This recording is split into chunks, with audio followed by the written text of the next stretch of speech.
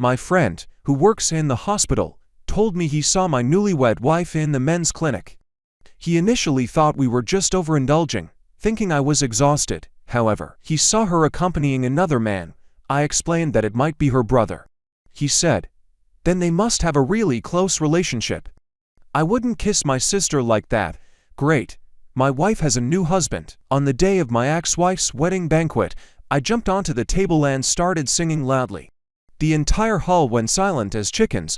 Unexpectedly, a woman appeared behind me and said, "I'm here to take your worthless life." I went to my ex-wife's wedding banquet. Strictly speaking, Willow couldn't really be considered my ex-wife because she married me just for the company's housing benefits. To her, the marriage certificate was just a prerequisite contract for buying a house. One day, my friend, a urologist, called me and said he saw my newlywed wife in their department, but she was with another man. He advised me, "I initially thought you to lack restraint, wearing you out. Cheer up. It's good you're not the one worn out."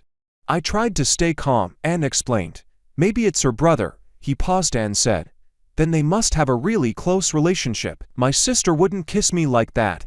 Then I asked, "And she cry?" She admitted that it was her first love, Itu Makoto. Willow knew I was most afraid of her crying, so with tears streaming down her face, she said, "Do you know how painful it is for someone to have this disease? You have a career, a family, and a promising future, but Makoto only has me." I wanted to ask, "Doesn't he have parents?" But I didn't. Some things are so obvious that asking further only brings self-humiliation. Chasing Willow took my entire college life, for full years. I thought I had melted the iceberg, but it turned out the mountain turned into water, washing me onto the shore. At her and Itu Makoto's wedding banquet, everyone was laughing. Congratulations to her for getting promoted, getting a raise, and buying a house at 25. No one knew there was an ex-husband sitting in the corner on the right. I could only laugh with them, raising my glass, saying that the reason we are gathered here today is because I am a big fool. Then I started singing sad songs, one toast to freedom, one toast to death, one toast to the bride who no longer belongs to me. I used to think his lyrics were pretentious, but now I sing them with emotion, feeling every word, the pain. It was excruciating. Willow was probably afraid I'd cause a scene if I drank too much. She knew exactly how to touch my weak spots. She softly said to me, "George, I've never seen you cry. Don't make me feel bad. Okay, we can still be friends." With blurry eyes, I pretended to be surprised and shouted, "We can remarry." "But I don't have another set of housing benefits." The entire table of guests fell silent as chickens. Then I heard a coquettish yet undisguised laugh from behind me. A stunning stranger walked into the banquet hall. I asked her, "Why are you laughing? Is this funny?" I asked sadly. "Have you ever loved someone with all your life?" The beauty stood in front of me. "No," she said, "but I'm here to take your worthless life." I have to admit, I'm not cut out for drinking. When I first started working, it was a tradition to get heavily drunk at dinner gatherings. The next day, my boss insisted I take a day off. He said, "You really impressed me, George." The developer said, "If you down that glass, they'd consider you for the next project." You said his son, who squandered money abroad, wasn't as good as you and that he should leave the position for you in the future. I asked you to apologize to Mr. Jia and show some sincerity. You said you learned Latin dance in college and insisted on dancing on the table. 7 or 8 guys couldn't stop you. Since then, whenever he took me to social gatherings, he ensured I didn't touch a drop of alcohol. If you weren't married, I'd suspect he had feelings for me. In short, when I woke up in the hotel bed, my hair was a mess, and my white shirt was all wrinkled. It was a familiar hangover feeling. Luckily, the bed was more comfortable than the one in my apartment. I sat up in shock, my coat falling to the floor. With trembling hands, I lifted the quilt. Fortunately, there was no one beside me. My honor was intact, but then I looked down. Crap, what's with the red high heels by the bed? Just as I gasped, the room card beat. A girl with a slender figure, still in that fiery red dress, but now wearing flats, walked in. She casually tossed a bag of breakfast onto the coffee table. "Yo, still alive, ex-hubby? Still lying around? Do I need to carry you out in a grand sedan chair?" The cliché scene I once despised was now unfolding before me. The girl punctured the soy milk with a swoosh, like stabbing my fragile heart. I clutched my chest and asked, "Last night, everything that should and shouldn't have happened, happened," she said succinctly. "How much do you want?" I started the process, or rather, I truly panicked. Logically, no one would be interested in an ex-husband who caused a drunken scene at his ex-wife's wedding, let alone such a vibrant and lively girl. "Aren't you curious about what you said?" The girl smiled mischievously and poked a steamed bun with a toothpick. "You said you're the second boss of Henshu Group, with 100 million in savings, 2 houses in Shijian, 1 given to your ex-wife.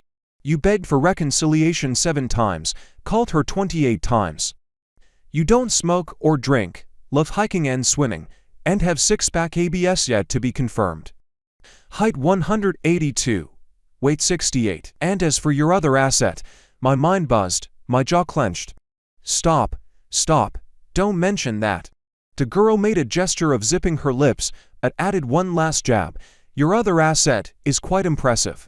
Even the most good-natured person would be angered by her." My face turned cold. "What's it to you? Did I ask for your help?" I grabbed my coat, shook it out, and put it on quickly, then searched for my car keys and phone.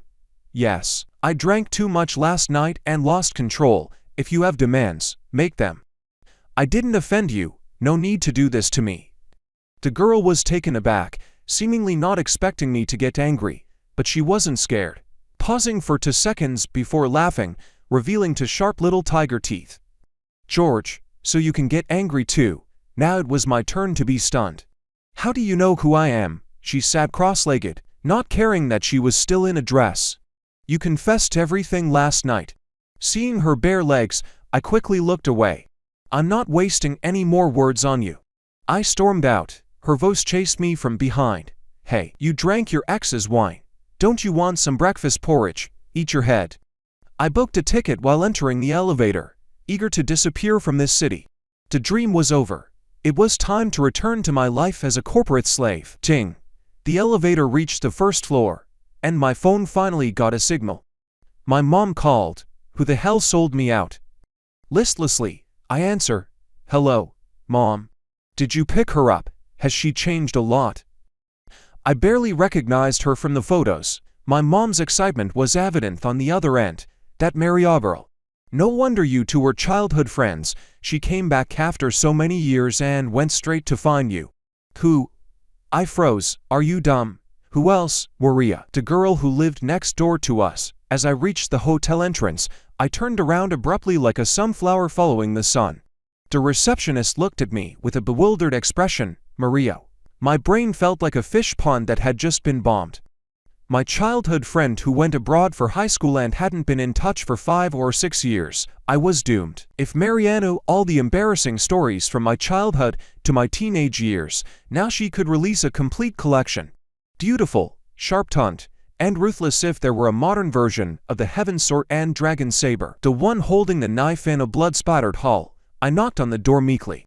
Mary Asmold slowly finished the last sip of her soy milk and threw it in the trash.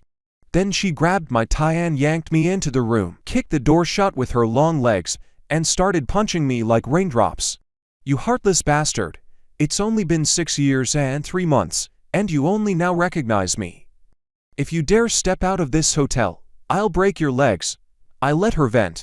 It didn't hurt much, but her tone carried a deep resentment. "But seriously, you've changed so much." I tried to divert the blame. "Why don't you ask David? If he recognizes you, I'll let you hit me again." "Hey, stop hitting. Grandma, David was one of our childhood friends. When Maria's family first moved in, David tried to scare her with bugs. But before I could warn her, she grabbed a shovel and smashed a grass snake into pieces. As for the bug, it was never found. From then on, David was in awe, shifting his loyalty from me to her. In short, Maria was an extreme contrast of a crazy beauty. As beautiful and radiant as she appeared, her inner nature was equally wild." She stopped and rolled her eyes. "Why should I care if David recognizes me? I only care about you." Her sudden directness caught me off guard. Just as my heart started to race, she smirked and pulled out her phone. Scrolling through the photo album, "Last night's performance was spectacular. If you run away, who am I supposed to blackmail?" I sobered up. Recalling the mess I made at Willow's engagement party, my face turned red. Willow and her friends were probably mocking me right now, or she was busy being affectionate with her first love. Blackmail away. I smiled. Let's go to the mall. Take whatever you like. After all, you bailed me out. I should thank you. Mariah lightly bumped my shoulder. Hey, didn't you help me once too? I was puzzled. She glared at me. You forgot again, didn't you? Wait, don't hit me. Let me think. Oh, I remembered. In elementary and middle school, Maria was always the star kid on our street, the beautiful girl from the U family, so smart and good-looking. Unlike my beau, when we reached high school, she got into the best school in the province. I went to the second best, and David went to a vocational school. Everyone, including my parents, assumed that Maria, with her beauty, intelligence, and talent, would be the beloved princess even at the top school. After all, she was so perfect. However, in our second year of high school, she fell ill. It was a heart problem, and after surgery, she had to take medication containing hormones that caused uncontrollable weight gain. I blame myself for being too preoccupied with getting into the honors class and not reaching out to her. Until one day, my mom mentioned over dinner, "Didn't the U girl fall ill and miss half a semester? I heard she's been in bad shape since returning." I retorted, "No way, she's strong. Even David can't beat her." My dad knocked my head with his chopsticks. "You idiot. Your mom means you should check on her, see how she's doing, and invite her over for a meal." We're old neighbors, but we never had that meal. Because I ended up in the hospital after a fight, I had bought a bag of snacks in a red plastic bag and planned to pick Mary up from school with David. We didn't tell her in advance. We waited at the school gate as many students came out, but not Maria. Then I saw a group of boys pushing and shoving. "You're desk mates with Maria. Marry her in the future." Screw off, I wouldn't marry a pig. Her family is rumored to get relocated. Don't you want to save decades of hard work? It's all the same with the lights off. No way, I can't even kiss her. You chased her. Maria was among the sparse students, silently hanging her head. The vibrant spirit was gone. She clutched the corners of her school uniform, which no longer fit her slender figure, making a group of boys burst into laughter, insulting her. But she didn't cry. She was still so proud. She was, after all, a 16-year-old girl. In an instant, I felt a surge of hot blood through my veins. My eyes were tinged red with the dusk, and I heard my calm voice, "David, hold my stuff." Then I jumped off my bike, grabbed the lead bow, dragged him out of the gate, and punched him, then flipped him over my shoulder. I had practiced boxing. I didn't like fighting, but my dad did, forcing me to train during summer and winter breaks and even earn a provincial competition certificate. I used to say it was a civilized era. Who fought anymore? But at that moment, I felt proud of my dad. The boys tried to pull me off. "Who are you?" "Anyone who touched me got hit. Anyone who talked too much got hit. Damn it. How dare they mistreat the girl cherished by our entire neighborhood?" Until Maria's slightly tearful voice came from behind me. She hugged me. "Stop fighting. George, stop." I wiped the blood off my face, smeared it on the guy under me, pulled him up, and pressed his head down. "Apologize." The beau, with a black eye and a nosebleed, looked at me with a mix of hatred and fear. "You can come at me, but you better not be alone. If I see you again, I'll beat you again unless you transfer or move away." Got it, that was actually my first fight. I don't even know why. I was pretty shallow, always chasing after pretty girls in class, helping them with chores, but when I saw Mariah being bullied, nothing else mattered. That sunset was especially beautiful. I remember the wind and the golden leaves falling along the street. David vividly described my heroic act. I pedaled the bike with Mary on the back, heavy, a bunch of weaklings. Mariah buried her head in my back, mumbling something. What?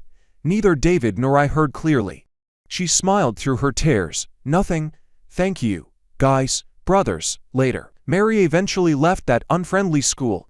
Her family got relocated, her father got promoted, and the whole family moved abroad. Memories are like fine sand, slipping through our fingers at the time but leaving behind a shared beach. "But you promised me. No backing out." Mary said, "I haven't gone shopping since I came back to the country."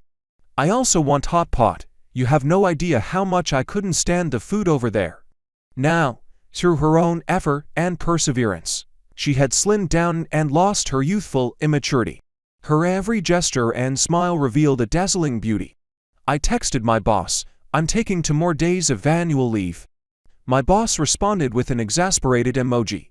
"What, are you going to attend someone else's baby shower?" Maria snatched my phone and sent a selfie of us.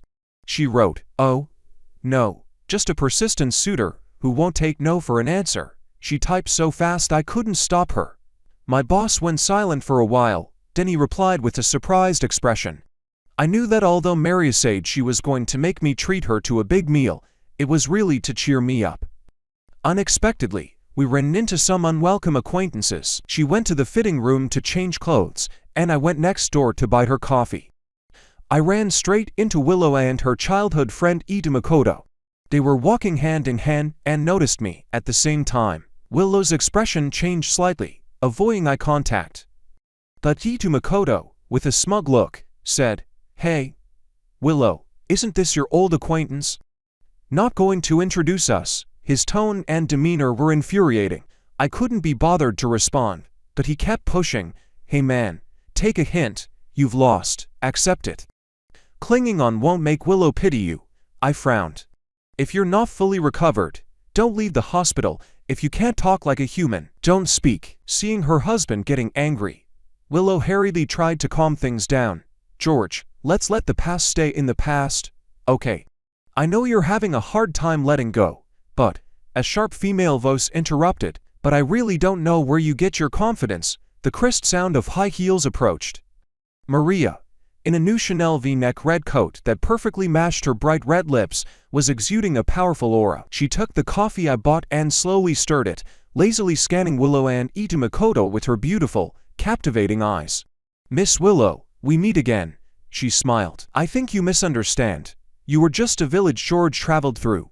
When someone is used to magnificent sights, it's normal to take a walk in a small village. But people born in big cities don't stay in small villages forever. After all, people strive to climb higher. You understand that better than anyone, right?" Her words hit the mark, making Willow's eyes redden. Sharp-tongued, elegant, and lethal. Ita Makoto, regaining his composure, angrily retorted, "Who are you to talk like that? Who do you think you are?" Maria looked at him with disdain. "Oh, I almost forgot about you. I've never seen anyone eat leftovers and then break the bowl. Even a beggar under a bridge would say a few kind words. You, however, live off women. I hope you never lose your job because someone like you in the market would be too cruel to other women." Good. Very good. The faces of this despicable couple turned green and white. Willow looked at me with a complicated expression. But I ignored her. My pure love for her was long gone. How did I do? Once they left, Maria returned to her bright and playful self. I gave her a thumbs up, Oscar-worthy. "This coat suits you well. I'll sign for it. Do you want to buy a bag too?" She smiled, flipping her hair. "So generous, Aksabi.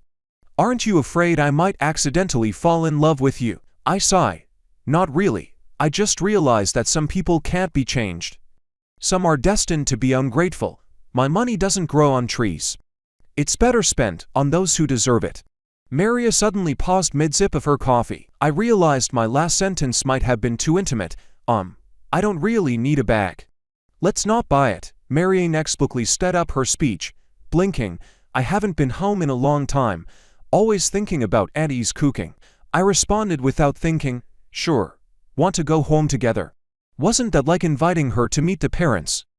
Why did the atmosphere suddenly feel strange? Marianne, I did many things together that I had never done before. I used to drop countless hints to Willow to join me, but when someone doesn't love you, they're blind to it. We went to the arcade together. Marianne dragging me to play the 2-player dance machine, and I took her to play World of Warcraft. We watched horror movies in a private cinema, and when she got scared, she'd start punching me, sending popcorn flying everywhere. We flew kites in an open field on the outskirts of the city until we were exhausted, lying on a hammock in the shade, drinking soda. In the park. Maria played ring toss while I played archery. 2 adults having a blast in the children's area.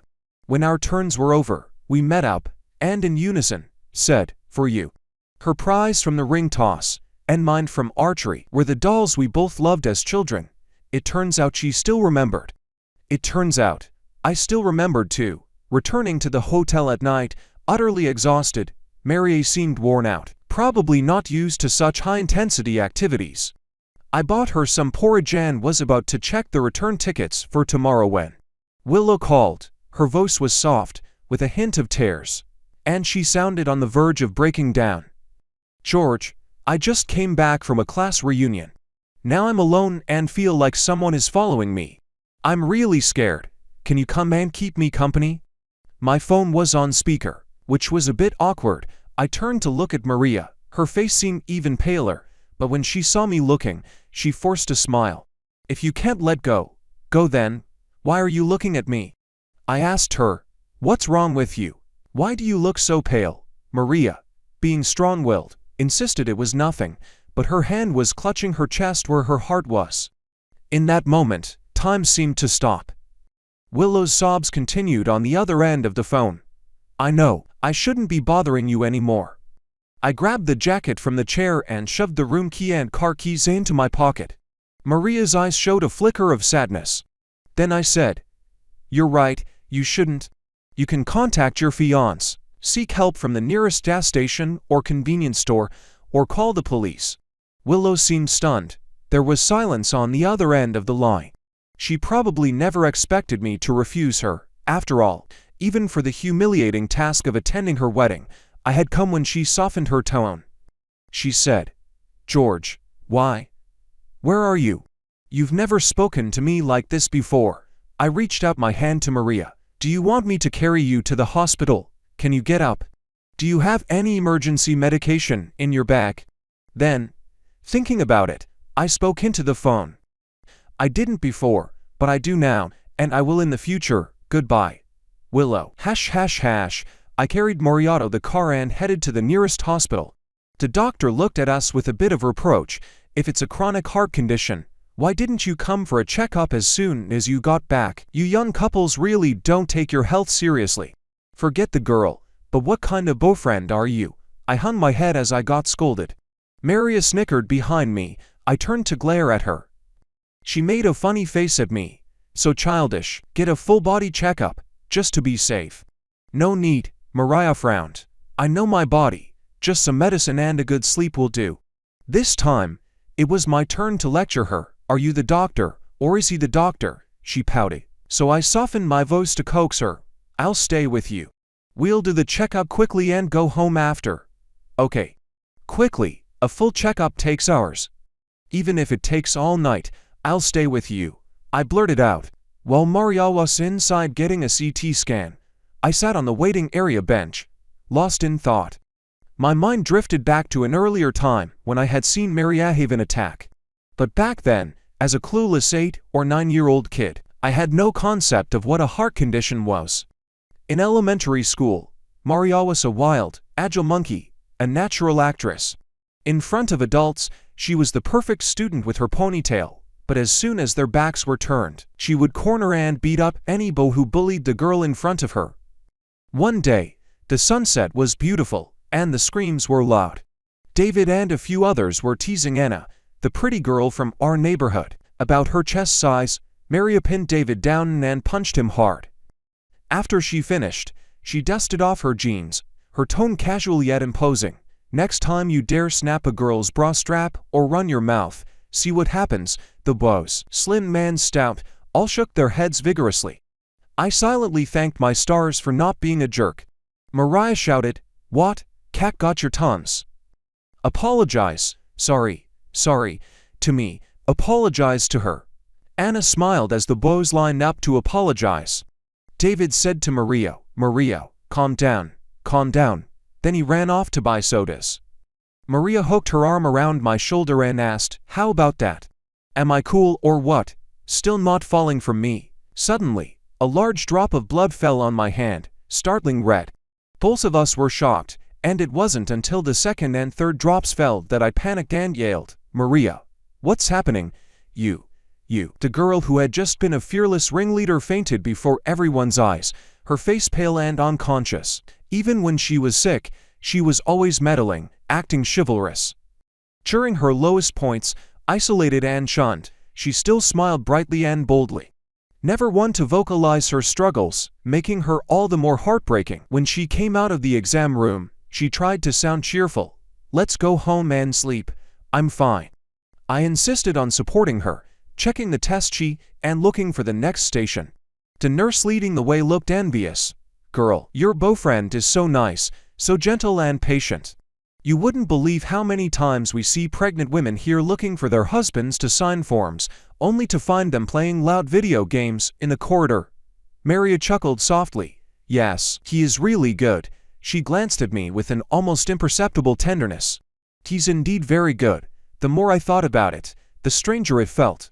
"Hey, wait, why does it sound like you're giving me the good guy card? Explain yourself." "Maria, this vague talk can be misleading." Both the nurse and Maria laughed. After the checkup, the doctor said there were no major issues. I drove, and Maria sat in the passenger seat. "George." "Yeah, I want to ask you something." "Go ahead." "Never mind. Suddenly I don't want to ask anymore."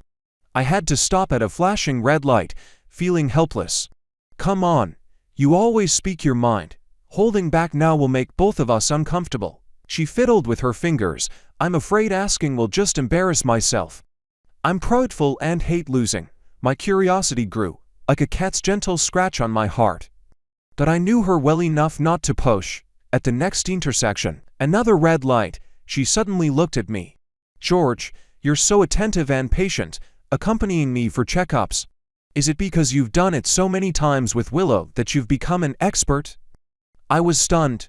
Maria forced a smile. "Hey, it's okay. I just wanted to hear the truth." "Don't worry, I'm not that fragile," I said. "Yes and no." She raised an eyebrow and asked, "What do you mean?" I did accompany Willow many times, from queuing at Starbucks at dawn to get her favorite limited edition cup, to doing her nails, to standing in line at Disneyland. But she seemed to think that all of this was my obligation. If I made even a tiny mistake in the plans, she would give me the silent treatment.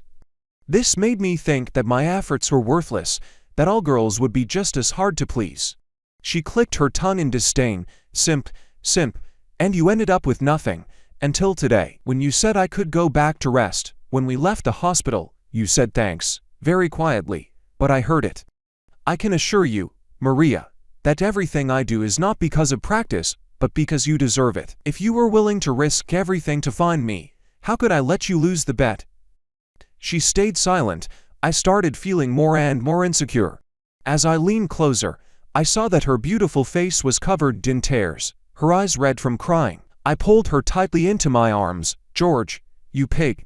If you had told me earlier, I would have chased you long ago." We returned to City C. After graduating, David opened an internet cafe, just on the way back home. When we went in, he was still there playing games. He looked up at me, then at Maria, his squinted eyes suddenly widening. "Wow. Man, you did it. Your new girlfriend is way prettier than that Willow whatever." I was wondering when a celebrity came to our place. "What's her name?" Mary smiled and stepped forward. Then she grabbed David by the ear. I stifled my laughter. He yelped in pain, going from envy to fear to pleading. "Granny, I recognize you. I recognize you. Maria, please have mercy." I discreetly left a pack of good cigarettes. "Sorry, brother, as the saying goes, better you than me." There was no other option. When my mom saw Maria, she was overjoyed. "Oh, why dear Maria, Auntie has been looking forward to your return. You said you liked the shrimp pan pork knuckle I make, so I prepared them, just waiting for you. Your uncle went out to buy you some roast chicken. Are you thirsty? What fruit do you want to eat?" My mom gave me a side glance. "Don't you have any manners? Get the fruit."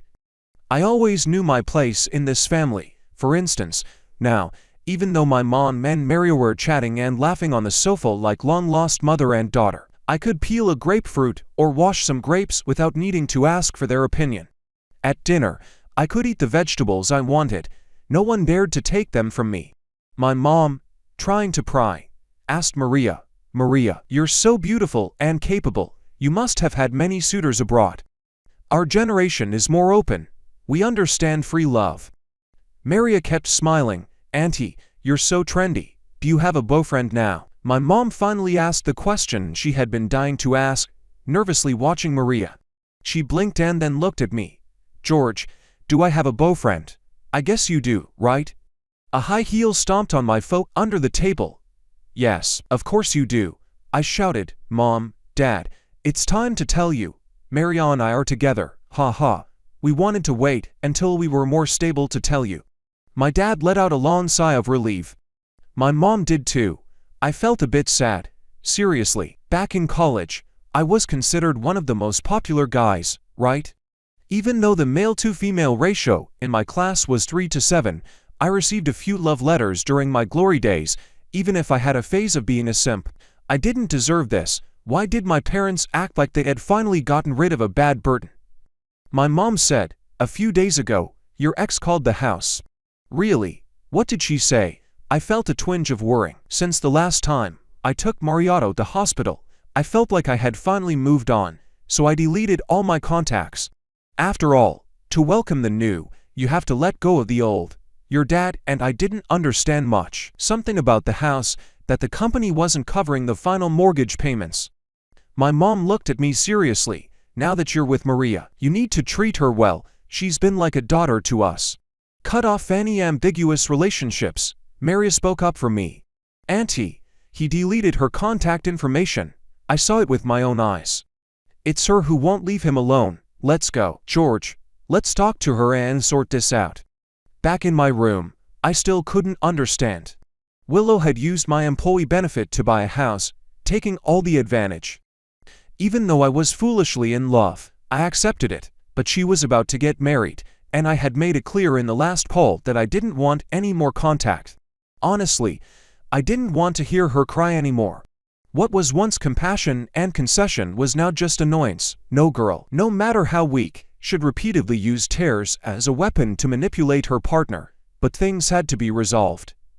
I used Maria's phone to call her back. Willow, what's up? Hearing my voice, she responded excitedly. George, you finally answered. I knew you wouldn't. I interrupted. Get to the point. I'm using my girlfriend's phone. Don't waste her credit. Willow was silent for 10 seconds. Then her voice started to crack. Girlfriend? Who? Is it the woman who showed up at the engagement party? You two got together so quickly. Did you never think about getting back with me? What about me? What am I to you? Maria, irritated, chimed in. A mistake from the past. An emotional blemish. George, such a nice guy. Let you push him to this point, and you still have the nerve to ask what you are. Willow's tone weakened, finally understanding. In my mind, I crossed out her name. The love, the hate, the unattainable, all were left behind. Willow, I just want to ask you one last favor, she said hesitantly. Your boss said that the housing benefits for management only cover the down payment, and the rest of the mortgage must be paid in installments within a specified period. Although you paid the down payment, the rest. Not being an employee of the company is still a lot of money. You know that Itu Makoto's mother is seriously ill, and his father is unemployed. Could you use your name to pay the mortgage?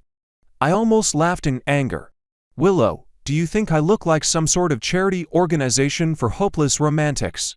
Is there really someone who can't even scrape together the final payment on a 100 square meter house, even after their ex paid the down payment?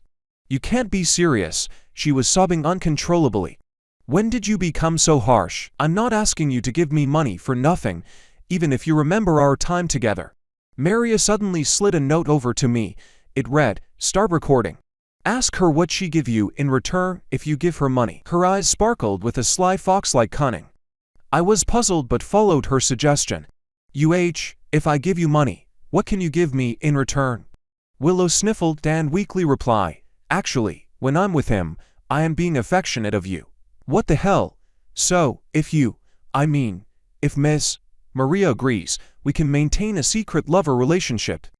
I said I would think about it and quickly hung up. No, I couldn't hold it together anymore, folks. I recognized every word she said, but what was she talking about? What did she take herself for? And what did she take me for? Maria's uproarious laughter echoed through the room. So this is your delicate, pure, well-educated first love, your pure white moonlight, Mr. Wang. My face turned to Maria, my mind in turmoil. Wait, how did Mariah foresee this conversation? She told me to record it. Could it be that seeing me grasp the situation, she finally contained her laughter, leaned close to me, and whispered in my ear with a breath like orchids. A high-level hunter never plays low-level games. She told me that the day she took me from the wedding banquet, she had gathered the contact information of Ito Makoto and all his relatives and friends. Because she was beautiful and her rent envelope was generous, no one suspected she was an outsider. Mary sent the recording to every single one of them. Back at the company, my mischievous boss had put up a big red banner saying, "Congratulations to the second boss on his new affair, starting fresh." What a load of nonsense, but I was genuinely grateful to him. If it weren't for his manipulation, that house would have legally been my responsibility to pay off. My boss sipped the tea I brought him and said, "From the start, I thought something was off when you mentioned putting both names on the D. It's a good thing I prepared for this. I knew you wouldn't learn until you hit rock bottom, so I let you see her true colors yourself, a house within the second ring. Without our company's connection, that guy will be paying the mortgage for the rest of his life. Of course, if the contract expires and it's not paid off, they'll have to move out the same way they moved in. Back then, my boss wasn't a boss, just my senior from university. Two young men with nothing but courage fought tooth and nail in the market. I stayed up late writing proposals and revising plans. He drank so much at business meetings that he ended up in the hospital. True brothers don't need empty words. I raised my cup.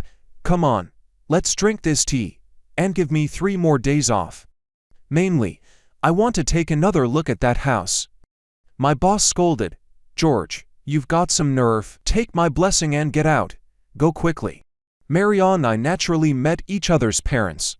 Her father had moved abroad when he got promoted, and after retiring, he became the head of a local enterprise. I thought their standalone villa was already impressive. But then he pulled out a bunch of access cards. "Take a place to live first and help me collect the rent. Your mom and I will retreat to the mountains for some relaxation." After all these years, I finally retired. Then, he gave me a slightly jealous look. "I told Mariato come back a long time ago, but she insisted on finding you first." Back in my day, I was quite the handsome man too.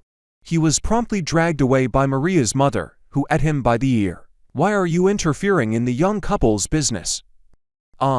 So this ear-pulling technique was passed down through the family. I felt a chill down my spine. "Maria, can we promise to talk things out without any ear-pulling?" She smiled sweetly, wrapping her arms around me. "Why would you think that, my dear boyfriend? In my book, there's no breakup, only widowhood."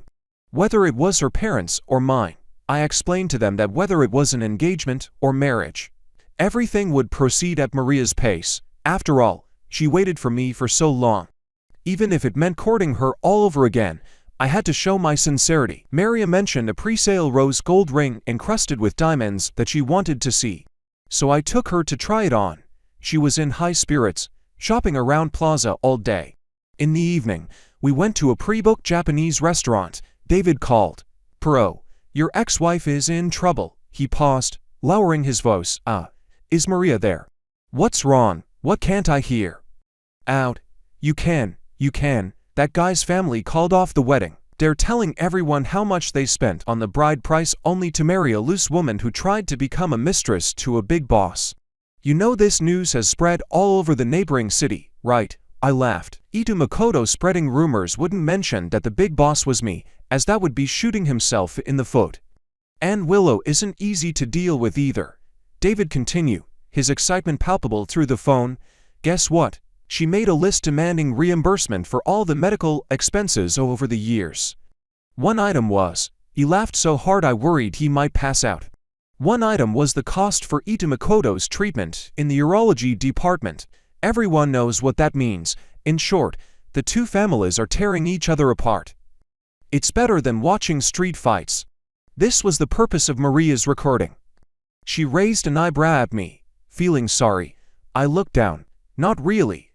Just reminded of that night when I got drunk. It's not a big deal among brothers, but it's a bit embarrassing with your girlfriend." Mariah burst into laughter. Oh, you mean the part about your assets being impressive. Now it seems you were wrongly accused. You said you're better looking and richer than him, and you can also deliver in marital duties. She shamelessly looked me up and down. Maria, how can you talk so boldly without even blushing? Because you're blushing enough for both of us. She reached over, pinched my cheek, and her hand wandered. What's this hard thing? The waitress froze behind the cherry blossom screen, unsure whether to come in or leave. I angrily pulled out a box and shouted, "What else could it be? It's the diamond ring you wanted."